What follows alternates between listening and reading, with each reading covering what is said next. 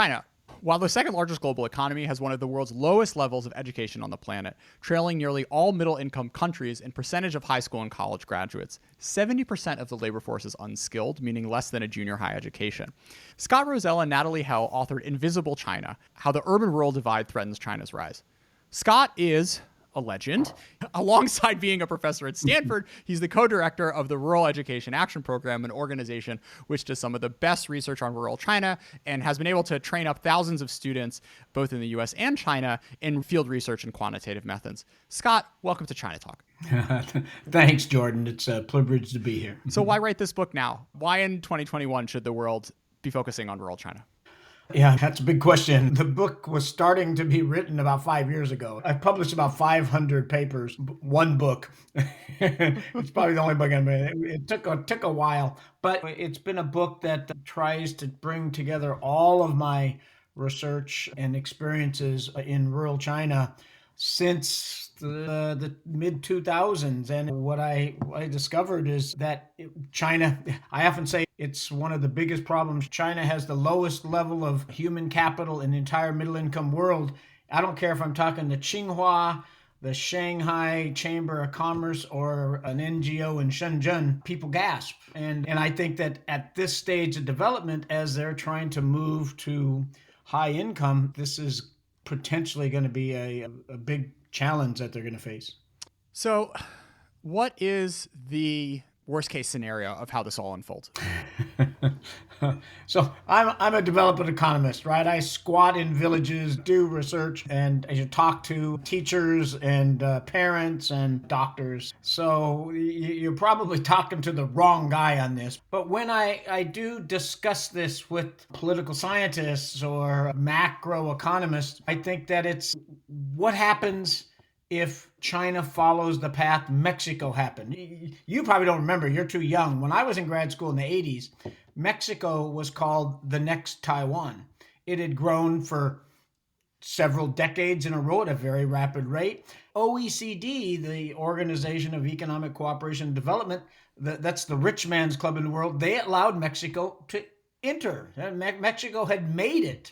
70 years of one-party rule, there's plenty of common points. Right, and exactly, yeah. And that's what I see is China going to follow the way to Mexico? In other words, rapid growth, and then they hit this wall. And if they hit this wall, what are the implications? They're a big engine of growth. World growth slows. Legitimacy in China to the Chinese government is through its growth. And if it stalls, how do they gain legitimacy? And these are the kinds of things that we worry about. I worry about the kids and the families that I know in rural China that are going to be the ones that take the first hit. And so I think there's lots of implications here. So I want to explore the Mexico comparison a little bit. Xi Jinping just 2 days ago was bragging about all these gangs that he's been able to crack down on it. But the fact that he's able to say he cracked down on 80,000 gangs means that there were a whole lot more than 80,000 gangs to crack down on in the first place in the past few years. A few of the potential fallouts that you write about, if China isn't able to increase its workforce and find decent jobs for the Laobaixing who haven't made it to the cities yet, is crime and social unrest. So let's unpack the Mexico example a little further. What are your thoughts about criminal enterprise in China and how it feeds into the themes that you talk about in your book? Yeah. I mean, what you don't understand is in the 1980s in Mexico, there was no crime. It's not the Mexico that we know today. In fact, it was quite a safe place. And the Mexican government talked about what a safe place it was as they're growing very fast. Of course, everybody has a job and everybody's employed. And, that's China today. China's not a dangerous place, but Mexico wasn't a dangerous place in the 1980s. What happened in Mexico, of course, is China happened, right? Wages in Mexico went up as everybody got employed and wages went up. The factories in Mexico decided to move, right? The maquiladores, they moved to China. They moved back to the US. They moved to elsewhere in the world. And suddenly, within a couple years time frame, 10 million people lost their jobs. Okay, and that was 20% of the Mexican labor force. And what did those 10 million people do? About half of them, or a third of them, they went across the border to the U.S. China's not going to be able to do that. So first of all, they went across the border to the U.S. Second is they went into the informal economy. So they started hawking their fruit on the street, washing car windows, doing landscaping. Three, they went into organized crime. And over time, this built, and most people in Mexico don't want to be in crime, but there's going to be a share of people, when your future looks so bleak, you're going to finally make a decision. I need to go this way or live in poverty. And that's the decision that they made. And look at Mexico today. And so that's what I'm worried about, is as China starts to polarize, right? In China, it's 500 million people that are facing long-term challenges in finding a job. So I think that that's what we're looking for. And can China control the crime where Mexico wasn't being able to? Again, maybe. I would rather see them not having to control the crime by having these people become actively engaged in the workforce. Taiwan and South Korea, Japan, Ireland, they don't have huge crime rates. That's because as they moved to high income, the entire labor force was able to participate and be part of the big economic movement. And that's the difference. Scott, how do we reach this point? The story is really clear. If you follow a family over time, you see it. Today, if a mom has a baby in her arms, okay, you ask her, what's your aspiration for this baby? We actually ask 1,800 moms that question, and 1,750 of them, over 95% of them, says, I want my kid to go to college. Okay, seriously. Then the kid grows up and their mom wants to go to college, but they raise them like they're a farmer. And so they keep them safe and they keep them strong, but they haven't stimulated them.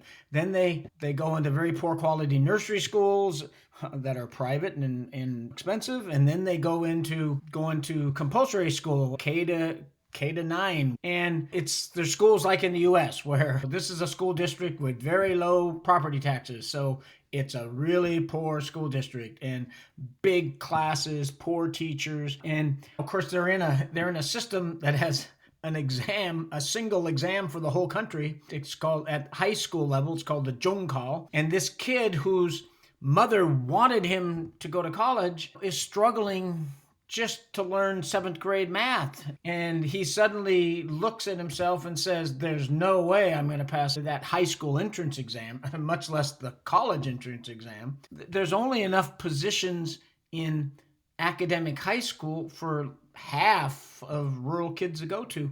And so they get to this point and they say, do I want to go on in this school system? They drop out. They get to junior high and they finish, maybe even before. But even at junior high, they barely know how to read. They barely know how to write. They're very disciplined.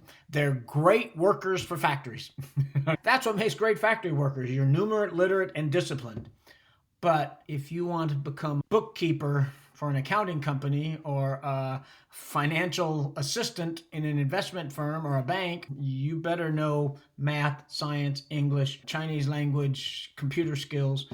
That's going to get you a job in a high-income economy. And these guys just don't. And so the little baby whose mom wanted them to go to college, he's out of school by 9th grade. Scott, part of the justification for the one-child policy was the idea that the state could concentrate its resources and raise the quality of the educational opportunities for the fewer kids that would be going through the system. Why didn't that happen? Or why did it only happen in certain regions? Okay, I mentioned this a little, but I think it's worth repeating. China has a decentralized education system, social services, health, unemployment, pension, everything. But let's look at education. It has a decentralized education system just like the U.S. In fact, we have 40,000 school districts in the U.S. China has 40,000 school districts, okay? It's exactly the same, and they're all locally funded. And when school districts are locally funded and you don't have a tax base, right, the school board, in this case, the Bureau of Education, has to make some hard decisions, or the county, which is above the Board of Education, and the county says, I have really scarce resources. Do I want to spend it on rural kids and their education, or do I want to build a park and redo the infrastructure in town where urban residents live? And then you say, what happens if I give these rural kids a really good education. I take them all to high school. Guess what? You're in a poor county, a rural county. It's not even poor. It's just a low income rural county. If you take 100 kids in a rural county and rural kids and take them to high school level, guess what? Nobody comes back. Less than 5% of the people come back. You're taking these scarce local resources and helping China. This is why it's totally incumbent on the central government to completely redo the financing of rural schools. And that's the problem, right? Is that, yes, we'd like everybody to go to high school. We'd like everybody to go to college. But the fact of the matter is, I don't blame these local fiscal officials. They're making hard decisions themselves, and it's not the right system. So, Scott, it's really about more than money, though, right? New York State spends $24,000 per student and does not have the best educational outcomes in the nation. You wrote a paper looking in particular at vocational high schools, showing no significant benefits from attending model vocational high schools as opposed to regular vocational high schools, despite their substantially greater resources. Aside from just the tax base, what else is broken about this system? Okay, so if you look at our group, the Rural Education Action Program, you'll see we started about 12, 13 years ago, and we were working with high school and college, and then we did all this stuff and not much worked. And so we moved to junior high and then not much worked. And then we moved to elementary school. Yeah, we got some results. But about 6 or 7, 8 years ago, I was actually out in the field with my colleague from the School of Public Health at Emory. He had been a Stanford professor and was one of my mentors when I first started as assistant professor. And he said, Scott, I think the problem starts way before these schools that we're in. We were visiting schools. He says, I think they start at 0 to 3. And he actually said by pregnancy.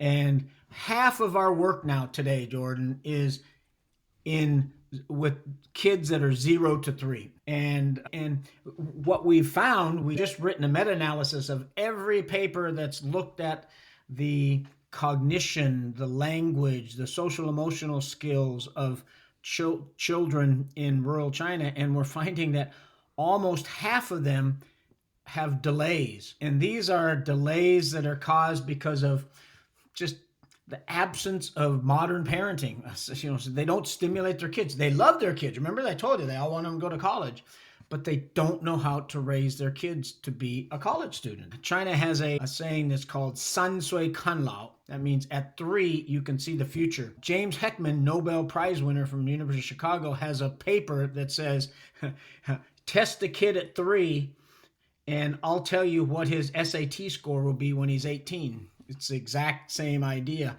And that's the problem, I think. The fundamental problem is that China grew too fast, and these rural parents, they see social media, they see TV, and they're in the cities. That's what they want for their kid, but they don't know how to get them there. And this is a problem in Mexico, in Brazil, in Turkey, and all these other countries have launched huge programs to help parents when their kids are young, stimulate them and basically grow their minds. China hasn't done that yet. They have a new goals to support parents of young children, but they haven't acted on it yet. So why?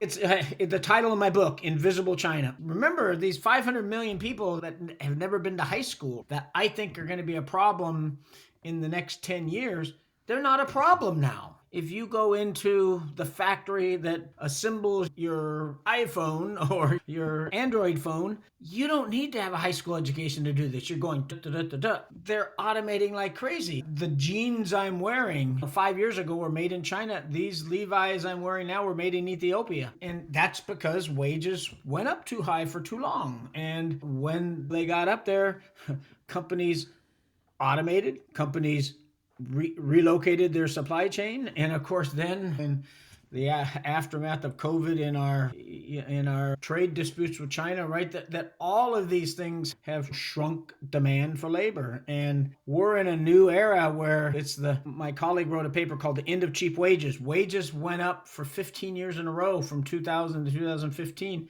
Since 2015, the growth rate has slowed. Manufacturing jobs are falling. Construction jobs are leveled off and falling. Everybody's getting dumped into the service sector, and wages are starting to fall in the service sector. This is the informal service sector, right? The guys who squat on the street and sell fruit and wash your windows, just like those guys in Mexico. But Scott, Xi made it a very public central goal to eliminate poverty. So it's not like he is completely forgetting about every issue on the rural Chinese agenda.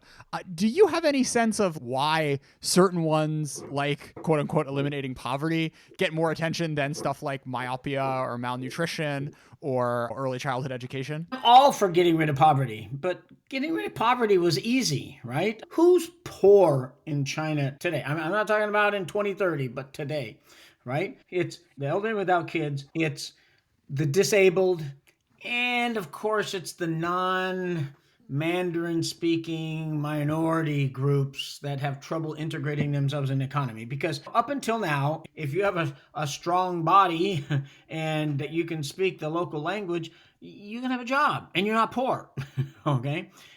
I don't worry about poverty. I worry about the 900 million low income. Terry Sickler and her colleagues have a fabulous paper written with national data that basically shows, hey, China has a huge middle class. It's 400 million people. Hey, they have 950 million people that are in low income, okay? And it's a lot easier to solve poverty for 20 million people than it is to solve low income problem for 900 million people. And I think that's the basic problem, right? And the myopia problem, the nutrition problem, the intestinal worm problem, they're invisible problems. Speaking of minorities and anti-poverty programs, this is what the Chinese government is claiming that it's doing in Xinjiang. Do you have a sense of how the kind of logic gets twisted in such a way where you end up with the situation you have now? When we started doing our work for REAP almost 15 years ago, we were working in poor areas, and sometimes we worked in minority areas, and sometimes we worked in poor Han areas. And this was the Wen Jiabao, right? Hu Jintao,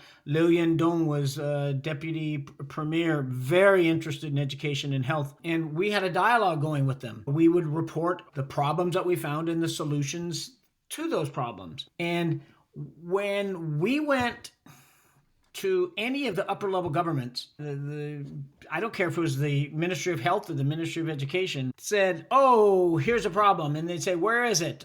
You'd say Tibet or the Zhuang area of Yunnan and the Hui area of Ningxia. And the first thing they'd say is, oh, it's those old minorities. We understand it's a problem. It's because they're minorities. Yeah. If we went and said this is a problem in Han areas, that's 93% of the population. And so we decided at that time that we were going to do almost all of our work in Han areas, poor Han areas, but we wanted to be able to say that this has an implication for it's representative of a much larger subpopulation than any individual minority tribe. So that's why we don't do work in Xinjiang, and that's why we haven't been doing work in Tibet or the minority areas of Yunnan. So that's why. The whole problem, the problem comes down to it's low income, it's not poverty. And it's Li Keqiang says, Tanfan Jingji, okay, that means these farmer market salesmen, right? The ones that squat in the markets and sell fruit, and street vendors. Let's call them street vendors. He actually said there's 500 million street vendors that make 1,000 yuan or less per month. That's higher than the poverty line for sure, but it's still very low income, okay? So that's the problem, and it's Han problem, and it's a minority problem, but it's a Han problem. Yeah, watching the Chinese state turn its attention to Xinjiang and poverty obviously was precipitated by fears of violence and whatnot. But like when you layer on the dysfunction of, clearly they have a vision, right, for change, which is, okay, we're going to get these people into these camps and then we're going to train them in how to be good factory workers because that's what they were missing. That's not what they were missing. I can't imagine a world in which this all resolves itself by Xinjiang growing at a faster GDP rate than it would have otherwise. Taking the Chinese government's justifications for its Xinjiang policy in the recent years and putting the development lens on it, taking it with a grain of salt, even then it's just, no, like this is not the answer. And the way that you're going to like modernize thinking in villages isn't by forcing Han Chinese to live in the houses of these people. It just seems like completely not the smart way to go about changing rural mindsets and giving kids a better future. Yeah, again, that's beyond the scope of this work. And I think that's a big problem. I think it's obviously become an international issue. I don't think that's the problem that undermines China's future growth. And I think that what undermines future growth is that they have one of the most poorly educated labor forces in the middle income world. And I think that these problems of Xinjiang are going to look small compared to what could happen. And of course, we're going into a new era, Jordan. Yeah. We have 5G. There's going to be 6G, 7G, who knows, 8G soon. And China is trying to develop 2,000 county seats, fourth and fifth tier cities, into little urban centers. I have to say, they're trying to make 2,000 Cincinnatis, right? I don't see what people are going to do there. There's not going to be any manufacturing in those cities. There's not going to be any construction in the long run in those cities. And everybody's low income, so there's not going to be any demand for services. What drives growth in there? But maybe 6G technology gets in there and we don't need to learn so much and you can work productively, or I don't know what's going. But I think that's the big problem in a modern economy as we know it. So, Scott, through your research, you've been able to estimate that 60% of children in rural China suffer from at least one of the following three challenges: nearsightedness, malnutrition, and worms. We've also spoken a little earlier in this podcast about the challenges of like rural mindsets and folk wisdom. One of the striking examples in your book of farmers regularly deworming their farm animals, but not even conceiving that this could be a problem in humans, as well as these eye exercises, which I've seen done in China, which are scientifically proven to be completely useless, and is even more mind-blowing when like you can just buy glasses for 20 kwai and this problem is solved. So aside from the kind of obvious interventions of fixing water supply and whatnot, how would you rejigger the Chinese bureaucracy in a way in which it would pay more attention to these invisible but critical problems? So the first problem is nutrition problems. It's basically anemia. It's not stunting. It's not being severely underweight. It's a problem of micronutrient deficiencies. There's not enough iron, among other things. And so we discovered that problem. We went out and we tested tens of thousands of kids, and we found out that 40% of rural kids in many different provinces all had this condition. It's invisible, okay? You can't see it and everything like that, but it's there. We then went and we did vitamin per kid per day. Gave teachers the vitamins, gave teachers a boiler, they boiled water, they had paper cups, they gave, and lo and behold, the anemia went down. And guess what? The Bureau of Education, the Department of Education in the province, the Ministry of Education doesn't really care about nutrition problems, anemia. Right? The Ministry of Health does, but not the Ministry of Education. But when their anemia went down, guess what? Their grades went up. Ooh, we suddenly got their attention. We then had a connection over in Gansu, next province over. We did the first one in Shanxi. We went to Gansu and said, hey guys, in Shanxi, we showed if they ate a vitamin a day and reduced their anemia, their grades went up. And they said, that is in Shanxi. Does it work in Gansu? And so we did another intervention there. Their water's better. Of course, it's fine. I know. This is what and okay, so we finally do this in 3 or 4 places, and we're having this conversation with Vice Premier Liu, and she came out and said, we got to do something about it. 1 year later, there's a national nutritious lunch program for 26 million kids, $3 to $4 billion a year. And let me tell you, the schools implement that as well as they can. It's still underfunded, but it's there. So that's how you solve this problem. That's not a solution anymore, because that we can't have these direct conversations with the top leaders anymore. Getting to the crux of the matter of you, white guy, Stanford professor, being the one to drive this change. Or you have a team, there's Chinese collaborators, but why isn't Chinese academia and the Chinese government sort of addressing this without REAP's involvement? And what do you think the Chinese government is losing by cutting off these sorts of interactions, as it seems they've done in the past few years? Research is just like schooling, is just like pensions. It's locally funded. And so Shanghai and Beijing and Shenzhen, they give their professors a lot of money to work on problems of Beijing, Shanghai, and Shenzhen. Okay? And Gansu doesn't have money to spend on rural education research, okay? And there's just nobody to do it. It's a lack of supply leads to a lack of demand for research on these issues from professors. And when we've been very lucky to be at Stanford, and we have lots of great supporters, most of them are Stanford alums or parents of Stanford students, and they've been great supporters. We then take that support, and I don't go to the village and interview these kids. We have to have local collaborators. And when we say, do you want to do this? Oh, our local collaborators are passionate about this work. So that's the problem, right? Is that it's right back there it's an invisible problem. It's also, this is the problem. Let's go raise the IQ of 10 million babies every year that aren't developing well. Guess what?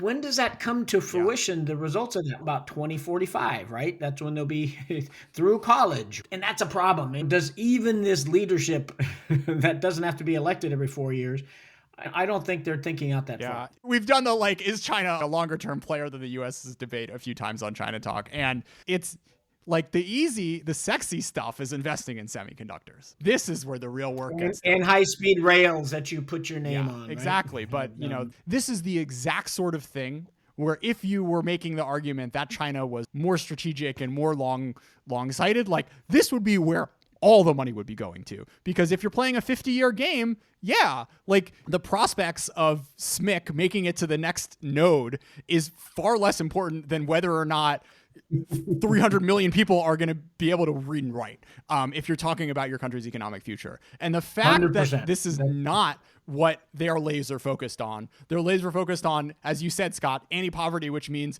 giving an old widow $1,000 a year so that you can check their name off of a list, just goes to show how there is real myopia when it comes to the priorities and the sort of long-term ambitions of the CCP. It's a hard thing to get your mind around. And you see the problem. I compare them to Mexico and Turkey and South Africa. And they say, China's not Mexico. Yeah. We're different than them. And I say, but you aren't doing the same thing South Korea and Ireland did. We're not the same as South Korea and Ireland. And you know what? The fact is they might be right, Jordan. Maybe this isn't a problem for a huge country like China, and they have millions and millions of college grads. It's still a small portion of their population, but maybe it's not. But I've said it once before, but maybe it is. Okay? And if there's a small probability that this could really undermine the growth of China and undermine its stability, its social stability, and its peacefulness, for heaven's sakes, let's buy insurance right now. And let's not put, $3 trillion into high-speed rails over the next 15 years. Let's put at least part of that money into 0 to 3, 4 to 6, K to 9, high school. How about let's focusing on retraining adults who are getting laid off their jobs in factories? And so I think that's what needs to be done. Two interesting points there. First off, it's so interesting. If you're leadership or you're a development economist sitting in a university in China, you want to think of yourself as this emerging global power. And if that's your conception, then you're going to want to study emerging global power type stuff. So, of course, your eye is going to drift towards the high-end technology and the Germany and the U.S. But setting aside is China going to blow up because it's going to have 200 million people protesting because they don't have a future question. Just looking at this from a humanist perspective of if you're running a country, even if it doesn't cause social instability and whatnot, the lack of attention that you give to these hundreds of millions of human beings who are really missing out on the future because they're not being treated well from no fault of their own. It's a real shame. I say that's what I use the allegory of buying insurance. And then, but this is different than, because I buy insurance for my car, I buy insurance for my house, I buy insurance for my health, I buy insurance for so many things because I'm afraid that something might happen and I want to protect myself. And that's why China should buy it. But I hate paying my insurance premium because you're paying a big insurance company. But this is different. It's just what you said, Jordan. It's just what you said, is the insurance premium you're going to pay for this is to give these 200 million, I say 500 million people a better future and a stake in China's long-term rise to high income. And so you should be happy to be spending this insurance premium. And believe me, the earlier they pay it, the more people are going to benefit and the higher the probability that they won't need it. Scott, you alluded a little bit to the changing relationship that your organization has had with Chinese officialdom. What's happened over the past few years, and what do you think the current government is missing by not being as receptive to these sorts of conversations? So with local governments, we still have a very good relationship, and that's because we work with local partners, right? If somebody from Peking University or Shanghai Jiao Tong University went out to a poor rural county and wanted to experiment on 200 schools and give kids in 100 schools glasses and kids in the other school no glasses until the end of the project, a big randomized trial, the local official would say no because he didn't trust that person. Is this a scam? Blah, blah, blah. And they're very worried about that. The local professor that we work with, that person in the Bureau of Education is her student and they trust her.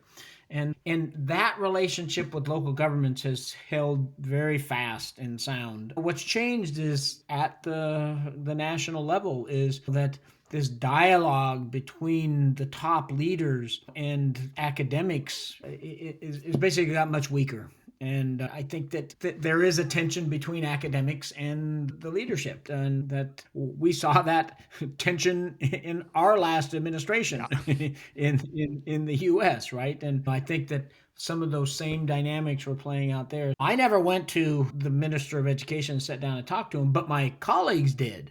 Right. And my colleagues that we worked on together would go to the very highest officials in all the top leadership bodies. And that happens less now. And I think that this makes it harder to get your message across. And when you have a message that you say, here's a problem, here's a challenge, but we also have a solution. When it gets picked up by the media, it says, here's a problem found out by an American scholar. Yeah. And then it gets interpreted as you trying to undermine right the problem. Yeah. Luckily, in working on rural human capital, health, education, early childhood education, there's not a lot of export controls. Yes, exactly. And so we've been luckier. And again, we have great support by local leadership, and that hasn't changed. Scott, it's interesting thinking about it from that perspective of it blowing up in the media, because when you do something like declare victory on poverty, it's kind of like case closed. It's not like, all right, now we're gonna spend another 20 years talking about the 5-year-olds. It's important what the government has done over the past 7 years, but at the same time, you can't just close the book on these issues. Yep, I agree 100%. So what we're trying to do is the new initiatives in rural areas is rural revitalization or rural vitalization. And, what I'm trying to pound through the message is, yes, they need drinking water, and yes, they need more culture for the elderly in these villages, but they also need education and better health and early childhood development ×3, right? Those are the 9 things they need.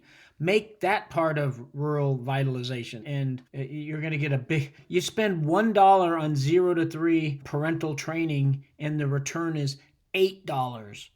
This is Jim Heckman did it in the United States. We did it in China. It's 8 to 1. Wow. It's like investing in Apple or Tencent. And it's something that just has to, to happen. So Scott, aside from becoming your PhD student, what are the ways folks either in the US, in China, or in other countries around the world could get involved with these issues? Yeah, I told you, if you have enough resources to support us. When I first started working in China, we could get support from international organizations. We could get them from aid agencies. We could get them from foundations, et cetera, et cetera, et cetera.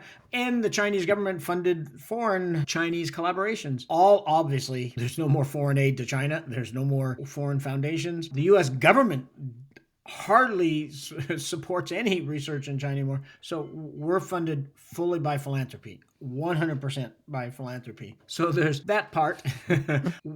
We're trying to get the word out on this. We have a brand new center called the Stanford Center on China's Economy and Institute. We're trying to make it a much bigger platform that goes beyond rural human capital, and it's going to go into trade and global supply chains and the environment and corporate governance and political governance.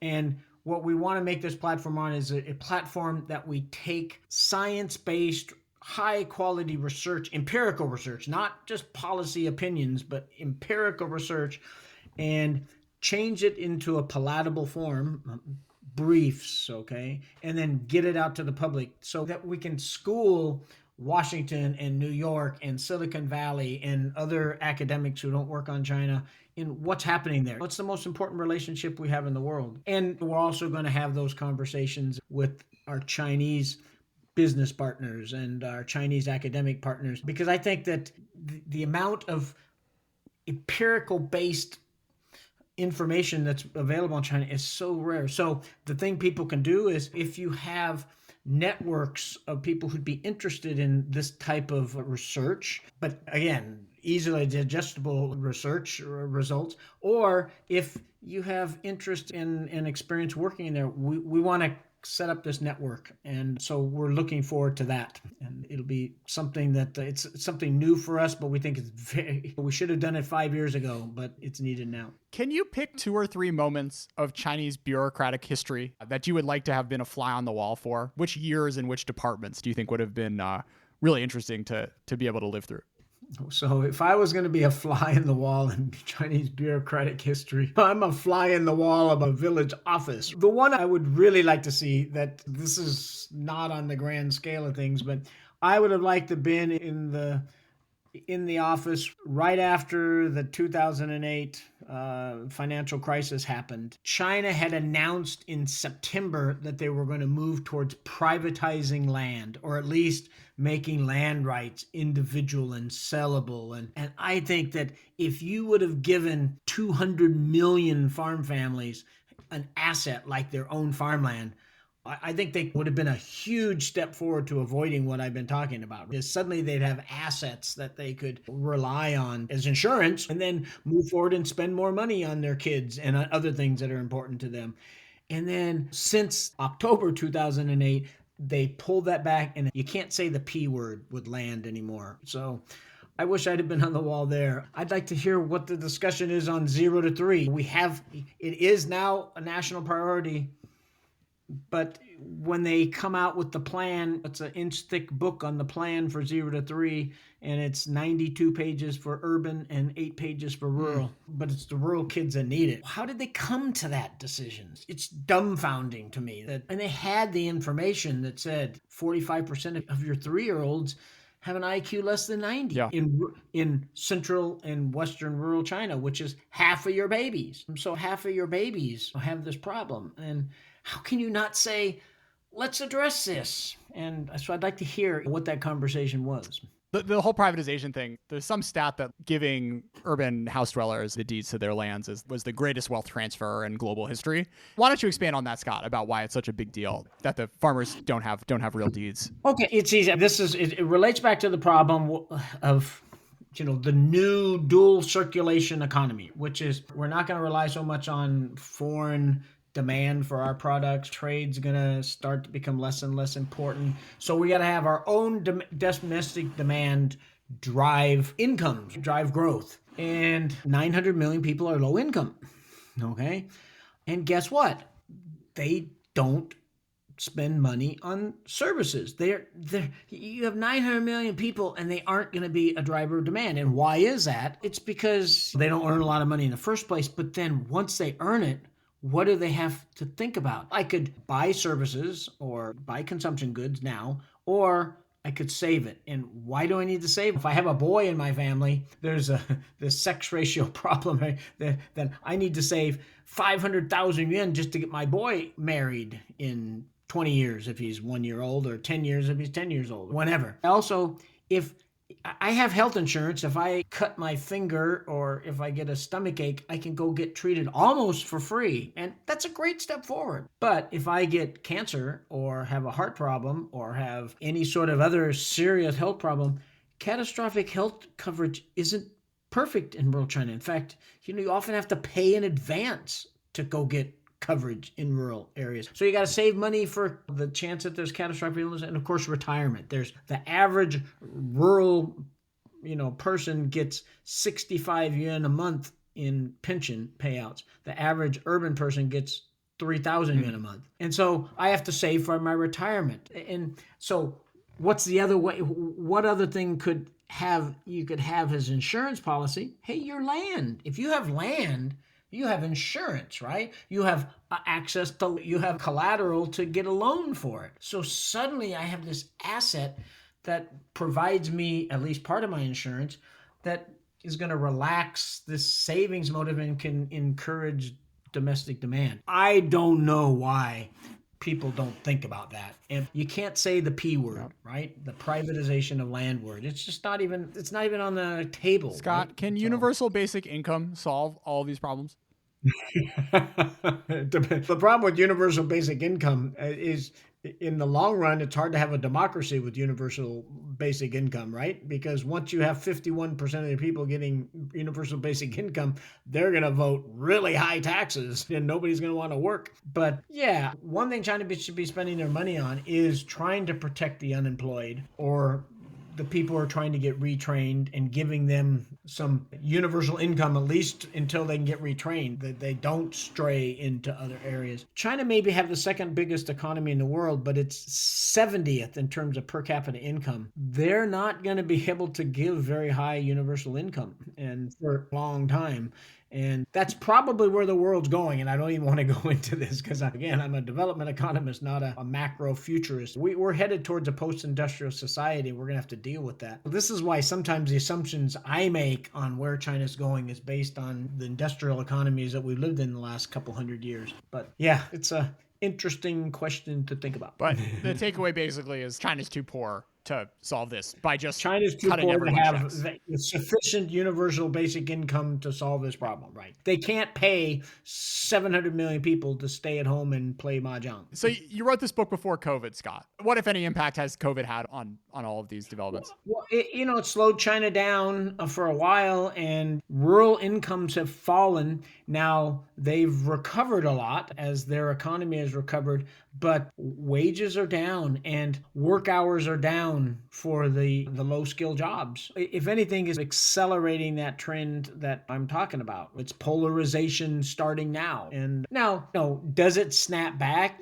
Yeah, like in fact, it's snapped back since last June. It's not back to where it was. And we'll see. I worry about China in that for all of our problems, the projections is we can vaccinate 70% of our people by June 1st. And China doesn't have a vaccination plan, right? Europe's behind us, but Europe's going to catch up, and Japan's going to catch up, and Australia and Canada are going to get vaccinated. And once that part of the economy restarts, I think China is going to face some really tough decisions. Do they keep closed? Do I make everybody who come in basically quarantine for 2 weeks? Do you want to go and spend 2 weeks in a hotel you don't even get to choose? We don't have that choice now, but I don't think I want to. COVID has lots of direct and indirect hints, but yeah, China's done a great job of keeping COVID down, and they've done a great job of snapping their economy back. Of course, the rest of the world's factories are also shut down, and so they've benefited from that. But I think that in the longer run, there could be some real problems, that this is just nudged forward. Aside from Sam Power cutting you a check, what should the U.S. government be doing to wrap their heads around and potentially address this problem? Since we started our center, the Stanford Center on China's Economy and Institutions, I've spent a lot more time trying to school myself in these issues. And I still think we have to be tough on China, okay? China hasn't played by the rules, and they need to play by the rules. I think we need to get Europe Japan, Australia, Canada, New Zealand, the big economies of the world to come together. And I call it in my naivety, World WTO 2. We're calling it NATO for trade here on ChinaTalk, Scott. Got it. NATO for trade. Perfect. That's a less naive statement. Okay. Okay. And it's going to be hard because there's all kinds of different interests among all these people on the other side of the table from China, and China is going to reject anything that's too unfair. But I think that if they can find a set of rules that China says we'll abide by, and then the job of the U.S. and hopefully Brussels is to keep everyone following those rules, because China does commercial diplomacy. They say, if you deal with us, we give you lots of carrots, and if you don't, we hit you with big sticks. Ask Australia. But I think that if we get together and get that relationship back on at least an even keel, and it has to be even, is everybody benefits. And I think that this isn't a Cold War yet. And Cold Wars are not good for the world economy. They're not good for all my friends and families that I've worked with in rural China. And I don't think they're good for working class families in Ohio or North Carolina. I think that's probably the thing that they need to do.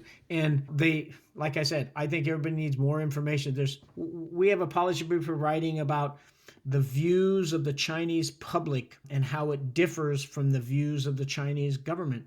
And guess what? Everybody in China says, yes, Taiwan is ours, but a small fraction of people say we should use force to take it over. And during the Cold War, Jordan, we had a policy in the U.S. that before we adopted an anti-Soviet strategy, we would think, was it going to hurt the people in the Soviet Union? And we purposely avoided doing certain things because it would have negative impact. And we were against the communist government of the Soviet Union, not against the people that live there. And I don't think that same attitude works now. I think we think the Chinese people are all this one big uniform group that's led by the leadership of the Chinese Communist Party. And from spending time in China, that's not true. And so I think we need to have that understanding, right, of really what's happening in China. What do people think there? And the public says, we don't like the government putting money into state-owned enterprises. That people say the private enterprises are better, and guess what? That's not what the Chinese government says. And we should think about those things. Get to know China better. It's a real shame because you're right. I feel like there's almost no way that there won't be collateral damage for invisible China with all of this stuff. And yes, it's incumbent on Western leaders to understand that the mother who's not deworming her child, her economic outcomes should in no way be influenced by China's tensions with the world. But at the same time, it's also this is on Beijing too. And I'm not saying that. We know it's on Beijing. Yeah. That's why they have to come to terms with this. It's 60-40, right? A lot of it is us that we've let it go by. And it's like you could have done the Deng playbook of saying we're not ready to challenge for global superpower status and pick all these fights left and right for another 20 years when you could have addressed the sort of low-income problem and these hundreds of millions of Chinese, which still have pretty poor lives compared to the developed world. And the fact that she has decided that, no, now's the time, and we're going to push on all these different avenues, and China's going to stand up and be strong, that's going to invite a reaction, which is not going to help these people. And it's a real tragedy, I think. Yeah, I couldn't agree better. Another message, if I could, tell the Chinese government is remember, Deng, exactly what you said, right?